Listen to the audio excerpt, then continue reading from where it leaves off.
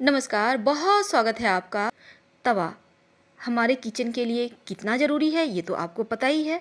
और वास्तु के अनुसार तवा राहु से संबंध रखता है, और तवा अगर आप सही तरीके से रखते हैं तो जीवन में ढेर सारी खुशियाँ और धन दौलत आता रहेगा। दोस्तों, तवा कढ़ाई राहु का प्रतिनिधित्व करते हैं। आप अपने किचन में तवा कैसे रखते हैं ये बहुत ही ज़्यादा इम्पोर्टेंट है। रसोई को हमेशा ही साफ सुथरा सलीके से करीने से सजा के रखें। और सबसे ज़रूरी चीज़, कभी भी सारे सामान इधर उधर बिखेर कर ना रखें। किचन में कम से कम पूरी तरह से व्यवस्थित रखें। और अगर आपके पास सारा दिन समय नहीं मिलता है तो कोई बात नहीं, रात में कम से कम सब कुछ ठीक कर लें, अच्छे से साफ कर लें, ताकि आपको सुबह अपने हस्बैंड के लिए, अपने बच्चों के लिए टिफ़िन तैयार करते समय ज़्यादा हड़बड़ी ना हो, ज़्यादा आपकी परेशानी ना बढ़े। इसलिए रात में सारी चीज़ें करके ही रखना आपके लिए अच्छा रहेगा। और माता लक्ष्मी तो आपको पता ही है, रात में भ्रमण करती हैं, तो आपका किचन माँ अन्नपूर्णा का वास है। और ऐसे में माता लक्ष्मी की कृपा भी होना बहुत ज़रूरी है। कभी भी अपने गंदे तवे का यूज ना करें, ना ही गंदी कढ़ाई का इस्तेमाल करें, क्योंकि इसका सीधा असर कहीं ना कहीं आपके पति पर पड़ेगा। जब भी आपको लगता है तवा आपने पराठा बनाया है या कुछ भी बनाया है, चीले बनाया है, तवा हल्का सा जल गया है, तब क्या करेंगे? नींबू और नमक की सहायता से उसे अच्छे से साफ करें। कभी भी भूल कर भी तवा को नुकीली चीज़ से ना खर्चे, बल्कि गर्म पानी में हल्का सा डाल दें, वो ठीक हो जाएगा। दूसरी बात, तवा पे कभी भी गर्म पानी नहीं डालना चाहिए। वो जो छन से आवाज़ आता है या तवा गर्म है आपने पानी डाल दिया, वो दोष लगता है। कहते हैं ऐसा करने से आपके पति नशे के शिकार हो सकते हैं, या बच्चे पर राहु का कुप्रभाव पड़ सकता है। और जब राहु परेशान करता है तब मन दूषित हो जाता है, तब मन की पवित्रता चली जाती है। ऊपरी हवा, ऊपरी बला, ऐसी बीमारी जो पकड़ में न आए, ये सभी चीज़ें राहु की ही देन होती है। तो इसलिए आप ऐसा मान के चलें कि कहीं ना कहीं आपका तवा और कढ़ाई इन सभी चीज़ों के गलत तरीके से रखने की वजह से भी आपको जीवन में परेशानियां का सामना करना पड़ता है। तो चलिए हम शुरुआत करते हैं आपके लिए। सबसे पहले तो जब आप सुबह खाना बनाते हैं, तब तवे जब आप गरम करते हैं तवा को, तब उस पर एक थोड़ा सा चुटकी भर नमक डाल दें और फिर अच्छे से पोंछ कर हटा दें, और फिर रोटियां बनाना शुरू करें। और जब आप रोटियां बनाएंगी तो सबसे पहले एक छोटा सा रोटी डालकर निकाल लीजिएगा बनाकर। अगर कोई जानवर है तो दे दें, नहीं तो कहीं प्लेट लोट पे छज्जा पे रख दें, ताकि चींटी वगैरह खा ले। दूसरी चीज़, आप जब भी रोटियां बनाती हैं तो अंत में एक छोटा सा रोटी ज़रूर बनाइएगा। कहते हैं पिछला रोटी खाने से सही समय पर सही डिसीजन लेने में कठिनाई होती है, या फिर जब आपका हाथ से मौका निकल जाएगा तब आपकी बुद्धि काम करेगी, हमने ये पहले क्यों नहीं किया। ये पीछे वाला रोटी खाने का इफेक्ट होता है, साइड इफेक्ट। इसलिए पीछे का रोटी खाने से हमेशा बचे। सबसे लास्ट में एक छोटा सा रोटी बनाकर कौवों को, चिड़ियों को आप डाल सकते हैं, या कोई जानवर है तो उसे भी दे सकते हैं।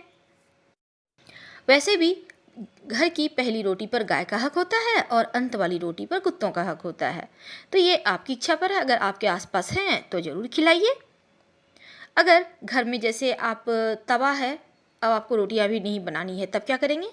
छिपा कर रखें, क्योंकि कभी भी तवा या कढ़ाई को ओपन नहीं रखना चाहिए। दूसरी बात, तवा को हमेशा छिपा कर रखना चाहिए, उल्टा मत रखिएगा, ये भी दोष लगता है। उल्टा तवा घर में अपशकुन लाता है। तो तवा आगे से, कढ़ाई और तवा को हमेशा सीधा ही रखिएगा, और जहाँ खाना बनता है इसके दाहिने तरफ आप तवा रखिएगा। कभी भी खाना बनाने के बाद चूल्हा पे खाना बना हुआ ना छोड़े, ये भी एक तरह का दोष है। अब जैसे चूल्हा क्या है?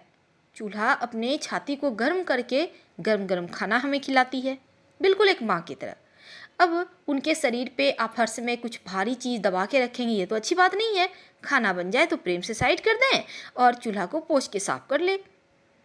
कभी भी खाना को मत रखिएगा चूल्हा पे। दूसरी बात, जैसा हमने शुरुआत में ही कही, गर्म तवे पर पानी नहीं डालना चाहिए। छन से जो आवाज़ आती है ना, जीवन में मुश्किलें बढ़ा देती हैं। जब ठंडा हो तब साफ़ कीजिएगा, और नींबू नमक से बीच बीच में साफ़ ज़रूर कीजिएगा, ताकि तवा आपका चमकता रहे और आपकी लाइफ भी चमक जाए। सबसे अहम चीज़, तवा और कढ़ाई को कभी भी जूठन में ना निकालें। यानी आपको जब भी साफ़ करना है, उसे अगर आपके घर में मेड भी आती है तो उससे कहें कि पहले तवा कढ़ाई साफ़ करके हटा ले, फिर बाकी के जूठा बर्तन साफ़ करें। इससे आपके घर में आपका जो राहु है वो दूषित भी नहीं होगा और आपके लिए सब कुछ बढ़िया और बढ़िया बनता ही चला जाएगा। और हमारे यहाँ तो हमारे भारतीय घरों में महिलाएं ज़्यादातर समय किचन में ही बिताती हैं और पूरे घर का जो पोषण करती हैं वो घर की महिलाएं हैं। इसीलिए तो कहा गया है महिलाएं लक्ष्मी होती हैं। यदि कोई महिला गंदे तवे का, गंदे कढ़ाई का इस्तेमाल करती हैं तो कहीं ना कहीं सीधा प्रभाव धन पर पड़ता है। तो आगे से इन बातों का ध्यान रखिएगा और जब भी रात में खाना बन जाता है तो कोशिश करें तवा, चकला, बेलन इन सभी चीज़ों को अपने हाथों से साफ कर साइड कर लें और आपको सुबह नाश्ता बनाने में भी आसानी होगी और धन की देवी माँ लक्ष्मी की भी कृपा बनी रहेगी। दोस्तों, सबसे ज़रूरी बात, आप कभी भी रोटियां गिन कर ना बनाएं। वैसे तो अब छोटा परिवार हो गया है तो लोग गिन के ही रोटी बनाते हैं, भाई वो 2 खाएगा, वो 4 खाएगा, इस तरह से। पर कोशिश करें आपका जैसे आप आटा बन गूंथती हैं तो उसके लिए कोई बर्तन तो होगा ही निकालने के लिए, जिससे आपका एक बैलेंस होगा कितना हमको बनाना है। तो उसी अनुसार सानने का प्रयास करें, आटा गूंथने का प्रयास करें और रोटियां बनाएं। और गिने नहीं, एक अगर दिमाग में आ रहा है कैलकुलेशन कि हाँ इतना हो चुका है तो वो ठीक है। ये भी एक तरह का दोष लगता है, तो इन बातों का हमेशा ध्यान रखिएगा। अब आपके घर में कोई है या कोई आया हुआ है, आपसे खाने के लिए कुछ मांग रहा है, तो ऐसे में सिर्फ रोटी कभी किसी को ना दें, चाहे वो मनुष्य हो या चाहे वो एनिमल हो। कोशिश कीजिए रोटी पे थोड़ा सा चीनी, गुड़ रख के ही दें। अगर आप गाय को भी रोटियां खिलाती हैं तो उस पर अगर थोड़ा सा गुड़ रख के देंगी तो जीवन की आर्थिक जो समस्याएं हैं वो दूर हो जाती हैं, बरकत बढ़ने लगती है। और अगर आप कुत्ते को देते हैं तो एक बूंद सरसों का तेल लगा के दिए, क्योंकि सरसों का तेल शनि से संबंध रखता है और आप कुत्ते को खिलाते हैं तो कुत्ते को रात में यानी अंधेरा होने के बाद खिलाने से ज़्यादा फायदा मिलेगा आपको, क्योंकि शनिदेव रात के मालिक हैं और कुत्ता भी उन्हीं का प्रतिनिधि करता है। तो ऐसे में रात को अगर आप कुत्ते को खिलाते हैं रोटियां तो आपको इसके बेनिफिट जल्द ही देखने को मिलते हैं और गाय को दिन में। इन बातों का ध्यान रख के अब बहुत सारी खुशियों को जीवन में प्राप्त कर सकते हैं। और चकला बेलन को कभी भी अलग अलग मत रखिएगा, हमेशा ही साफ करके एक साथ ही रखिएगा, क्योंकि चकला बेलन एक ही चीज़ है, दोनों को एक साथ ही रखिएगा, अलग मत कीजिएगा। उसी प्रकार आपके घर में मसाला, जैसे पहले के ज़माने में मसाला हमारे यहाँ पीसा जाता था, तब सील लोढ़ा जिसे हम कहते हैं सिलवट, अनेक हर तरह के भाषा, हर तरह का प्रयोग है, पत्थर का बना होता था, तो उनको भी एक साथ ही रखना चाहिए। ऊपर चढ़ा के मत रखिएगा, ना ही चकला बेलन को और ना ही सील लोढ़ा को, साइड से हल्का सा टच करके रखें, पर अलग अलग मत रखिएगा। उन लोगों का जोड़ी जैसे ही बनी रहेगी आपकी भी जोड़ी बनी रहेगी। तो चलिए हम आपसे विदा लेते हैं। अगर वीडियो पसंद आए, वीडियो से लाभ हो तो लाइक कर सब्सक्राइब करना मत भूलिएगा। धन्यवाद। हर हर महादेव। फिर मिलेंगे।